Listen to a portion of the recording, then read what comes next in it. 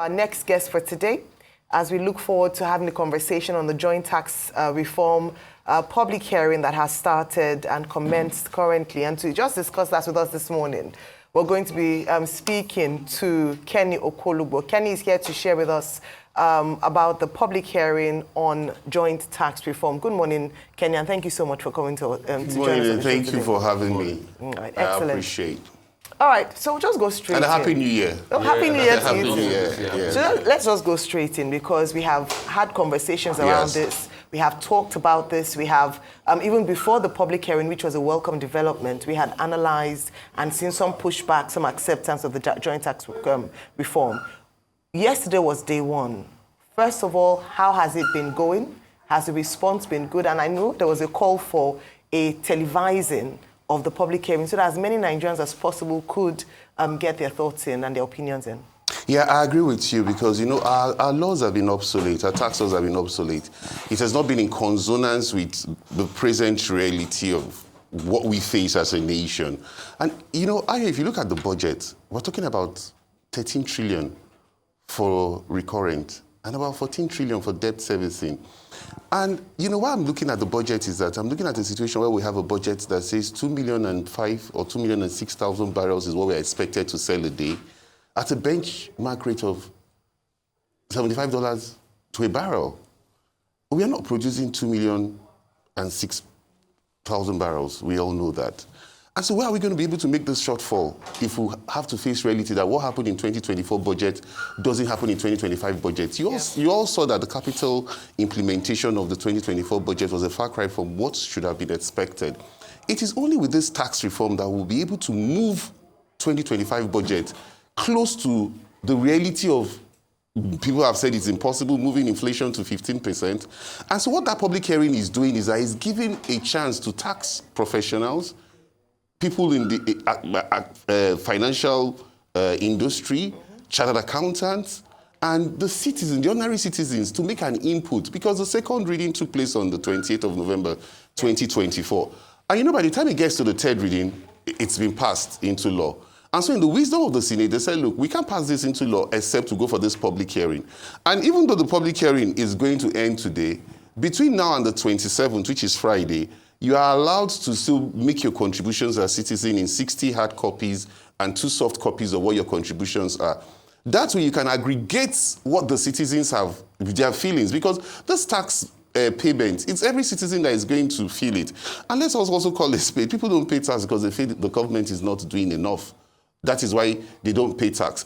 And that tax culture, it's going to protect the vulnerables. The multiplicity of tax that we have seen would also definitely be eliminated. And the issue of VAT, which has been the issue that has been on the front burner, luckily for us, the governors have come up with a working formula. They said 20% will be on population, 30% on derivation, and 50% on equity. And so at least we have crossed that major hurdle that we were seeing as if it was a northern and a southern divide in the issue of this tax. All right, let me give a broader context to our conversation this morning. I know that some people are just tuning in, might just want to understand. Like I said earlier, we've come a long way to this point, and it's great that you're giving more context. So this is it. Godswill Akpabio, the Senate President, has declared open a 2-day public hearing on the proposed tax reform bill, describing the initiative as a crucial step toward economic renewal and prosperity for Nigeria. In his opening address on Monday at the National Assembly complex, Akpabio underscored the urgent need for Nigeria to reform, modernize, and optimize its tax system. He emphasized that a nation that fails to adapt its revenue framework risks stagnation and economic decline. The hearing, which began on Monday, yesterday, February 24, will end tomorrow, and that's today, Tuesday, February 25.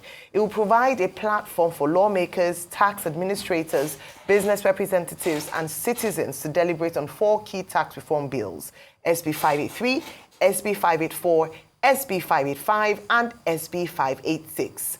According to Akpabio, the proposed bills are designed to, in his words, harmonize revenue administration across all tiers of government, reduce the cost of tax collection and enhance compliance, foster transparency, accountability and efficiency in tax administration. And to take us further and to discuss and dissect this, we have Ken Okolugbo, who is the Consultant Communication and Strategy Officer of the President of the Senate, Nigeria. So thank you so much for opening that statement. I believe Rufai has questions. So the public hearing has, started. People have started to drop their growls. Yes. Some people complain about the VAT increase. Certainly. I think they've dropped a recommendation about that. They said it might be inflationary at this time. Also, some people complained about the fact that free trade zones, the tax on free trade zones, is another one they complained about. Some people, like you said before, the derivation sticky issue was still there in the complaints. I think the Arewa Consultative Forum also submitted the recommendations, where they highlighted concerns about proposed adjustments aiming at ensuring fairness and efficiency in the tax system. President of ACMAN, Professor Uche Waleke, said the VAT thing, the current rate increase from 7.5 to 10% was problematic. And, a lot of people also talked about the funding of TED Fund that's going to be pulled out, So what I just want to ask you is, as an average Nigerian watching this now, I still want to have an input that might not be able to fly out to Abuja because the flight to Abuja is not cheap. Of course. It's no joke.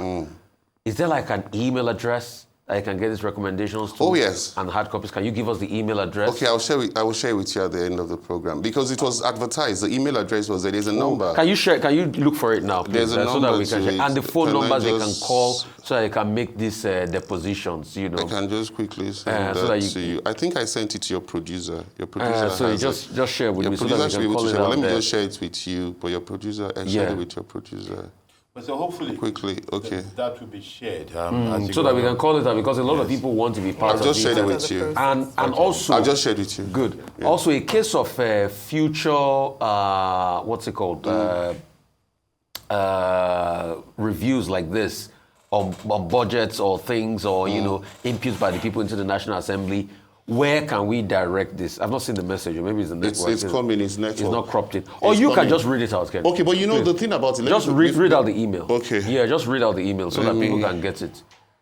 No, it's better if it's played by the producer. Oh, okay. Okay, you've seen it now. Have you seen it? It's a video. Yeah, it's a video. The producer has it, yes. If you can get the direct detail out, let me remind you, the House of Representatives was not at par with the Senate. It was more, it was more of a situation where the House of Representatives were not even ready to entertain that bill.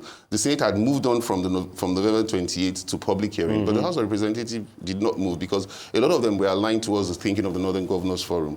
And some of them were also aligned towards the thinking that looked like, just like you have rightly said, that the derivation thing was a far cry from what they expected. Yeah. So it's only now that the House of Representatives is coming on board. Yeah. And it's a joint thing. You can't pass...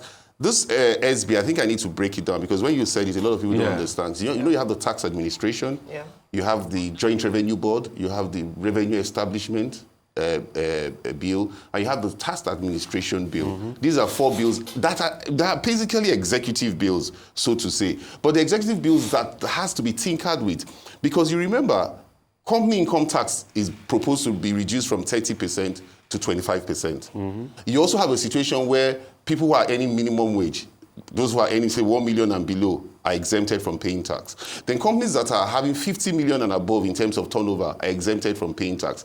But you see, companies will still be taxed because the higher tax you pay, the more you pay. Because what Oyedele simply did was that Oyedele was looking at was aiming at those who were having a whole lot of income but were not tax compliant. So it's a compliance mechanism that this bill aims to ensure and removing multiplicity of tax. Do you understand? Thank you, Kenny. We need that email address. I've checked through this. It's not there. It doesn't have an email address. Okay, I will send the email address. Even with constant public hearings like this. How Nigerians can, because not everybody can go to Abuja. I agree. So 100%. If there's an email address where we can push all of these concerns, so I know there's 60 copies and all of that. Yes. An email address where Nigerians can interfere. Probably the Senate Yes. should be able to, I don't know if they have an app already. The National Assembly in general, it's a House of Rep, yes, where people too can interface. You can drop notes for them. You can interface with them. You can talk to legislators and all of that, so that it's going to be all inclusive. But we need that email address so that all of this. I'll send the email address. Yeah. Let me call your attention to something. Sorry, which one? the televised question. Just so in terms of, course, people contributing to that. It's very important. That should have been televised. I think it's going to be done today. Okay. It was something that should have been done because the problem was You people should pay for a rise now. we can, of course. Why would us? We can afford a rise. Pay for a rise. It's important because they're also giving us this platform. But if you look at it, the budget came late because by the time they brought the fiscal strategy paper and the medium-term expenditure framework, it came in almost close to December. So that took the attention of the Senate and the House of Rep. So this program of today has to be televised because even the Senate President has said he's not going to attend plenary on time today. He's going to, first of all, go and attend that public hearing. Because why we are very conscious of this public hearing is Nigerians are going through a lot. You see what happened in Ways and Means, where you printed almost 40 trillion naira the other time, where you have almost 98% for debt servicing. You see what the tax reform is going to do is like the future. It's like the future of income outside oil. Because it is obvious now that we are not making money from mining and agriculture. We must call a spade as much as we want to. So the only other way we can make income outside oil revenue has to be from tax. Tax the people. Not the poor.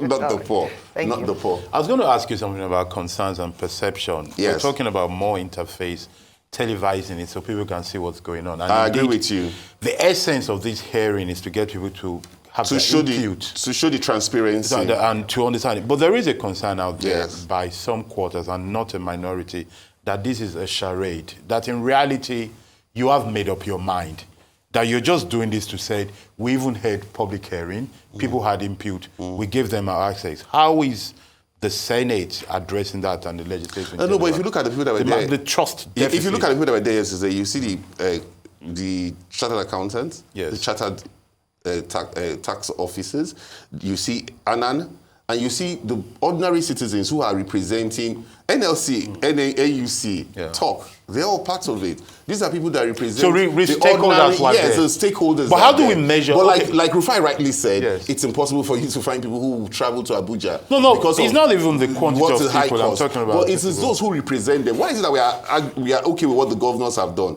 The governors are holding the mandate of the people in trust. Yeah. So if all the governors have come and told us that it's only 30% they want in derivation and that can find peace, we are happy. Okay, that's fine. Are you That's understanding what where I'm going coming to. from? So I'm happy that people are coming. What I say is that, so people are coming to talk. Yes. How do we measure your listening capacity? You will measure it by when the third reading is taking place, when Yes. it goes in committee of whole. You would Yes. have seen the difference between the second reading how we started and the third reading. and how it's Yes. finishing. That's how you're going to measure the transparency. I'll be looking of out for what- that of measurement.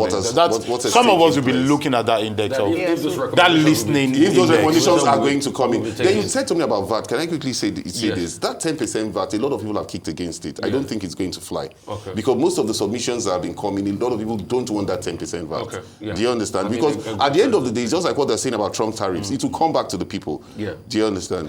Okay, real quickly. In all of this, the email address. You see, I keep saying this conversation will not. I actually thought the email address was in. I'm shocked that montage doesn't have the email address. That must have been an oversight. So that on we the- need to be able on to the get that committee. across But to I people.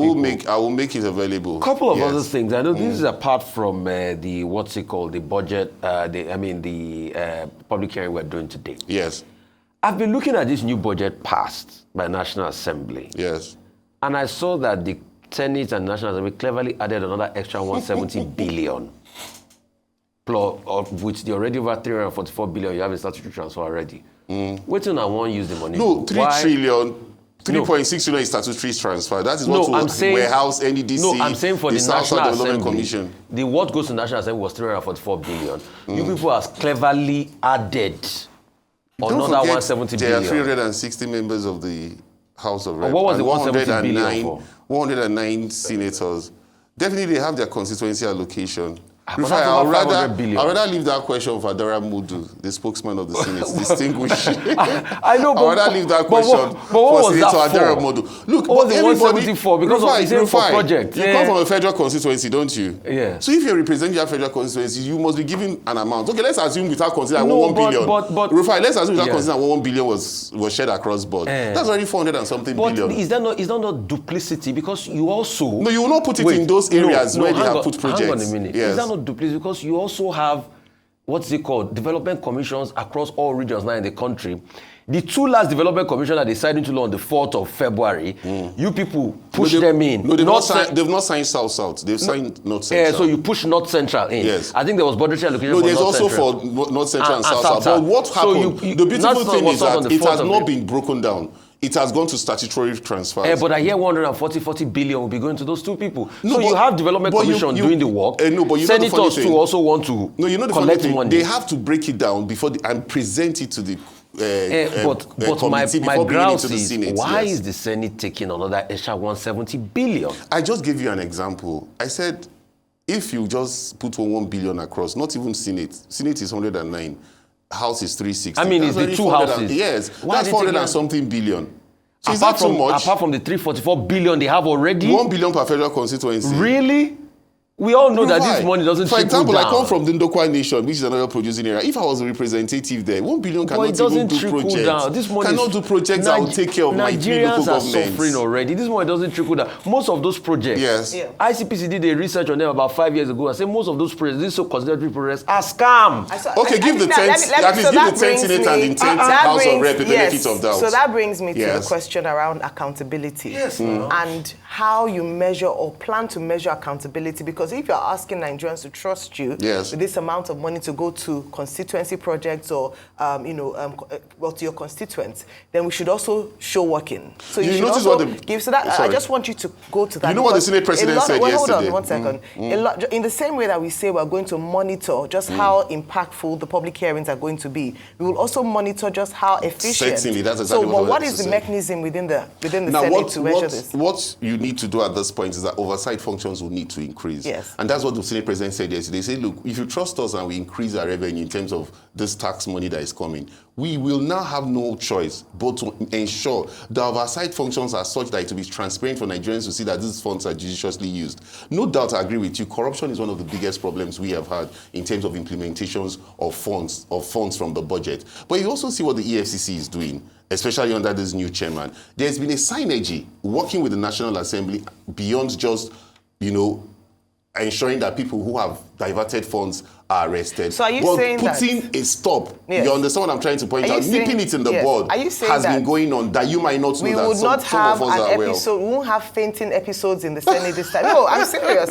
Because the current Senate president was actually, he's also has had to come to defend some of the projects he's done on a regional level, and we didn't get to see the end result of that. But there was a report. So we didn't know, hold on. It wasn't for him to release. Wait, I'm just it was for the Attorney General to release the report. I'm just asking he did a forensic no audit. fainting spells, no off your mics, no you want us to protect you. None of those things in this coming. Because we're going to be watching and it's the words, because a lot of people are entrusting, you're asking Nigerians to trust you. I agree with but you. But you remember in that report you talked of, he did a forensic audit, but it was for the Attorney General to release the report. It wasn't for him to release the report. So sorry, Ayo, so sorry, Kenny. You see, because you people, the Senate, I'm saying the Senate now, and the National Assembly cleverly chalked this in so that people will not be able to see it. These were the words of Waziri Adio, who has been doing a fantastic job at bringing people to light on accountability.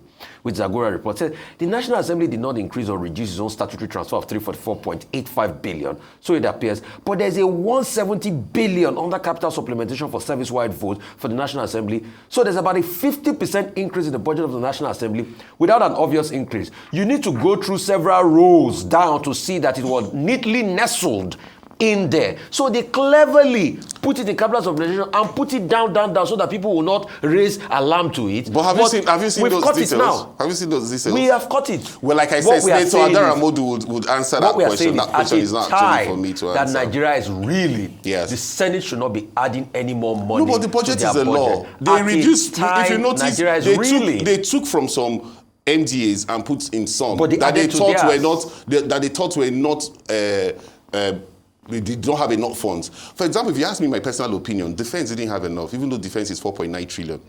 With what we are going through presently in the country in terms of security. If you ask my personal opinion. So you have to look into the details before you can agree with what Waziri Adio said. But like I rightly said, the best person to answer that question would be Senator Adaramodu, who is the spokesperson of the Senate. So whilst we wait for Senator Adaramodu, who is a participating actor, you as a consulting actor, do you agree that it would be, and is there a plan for this new Senate to devise a new mode for citizens and observers and analysts to measure the use of constituency funds, which, by the way, some of us don't like. There's some of us, if we had a way, will abolish it totally.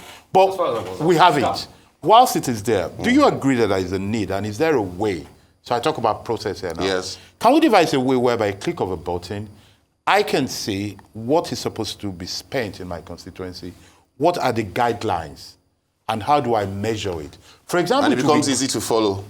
For example, it would be good, for example, to make a law saying that if a legislator gets a constituency project to be managed, it is only people in that area that should execute it. So that way, it not only builds the school or the toilet or the anything. You empower the people there. You actually, and we can prove it that this my constituency project has created X amount of job and allowed money to go to these local businesses. I say this because that way, and this is why I want us to tie it together, that way we get a mode of not only monitoring the legislator himself or herself, but also the local businesses as well. Okay, but you notice that most of these constituency projects are not awarded. No one is awarded by the Senate or the House of Rep. They're awarded by ministries, departments, and agencies. And now there are measures that have been put in place between the EFCC and the ICPC to track. I can tell you for free. I'm sure by but you see, that is crime prevention. That is persecution. Prevention is also very important. No. If you don't prevent, then why do you want to come when I am talking about prevention. You are talking about persecution of the crime. No, I'm not. I am saying the way to prevent it is to have a way to track it. The tracking is very important because you see, this particular budget, there was a lot of hue and cry over 2024 budget. The capital implementation was not as expected. It was below expectation. And even the Senate clearly said that. And so because of that hue and cry, this implementation is going to be certainly different from what we had in 2024. Because you see, the life of 2024 budget was extended to June, if you remember, because they couldn't meet the budget cycle. And so it is going to work pari passu in terms of that, in terms of tracking. Thank you so much, Kenny Okolugbo. The moral of the story today is that there's a public hearing going on as regards the tax bill, the full tax bill. Please, if you are in and around Abuja and you want to go there, feel free to go there. You still owe me, the public hearing here today, you owe me that email address.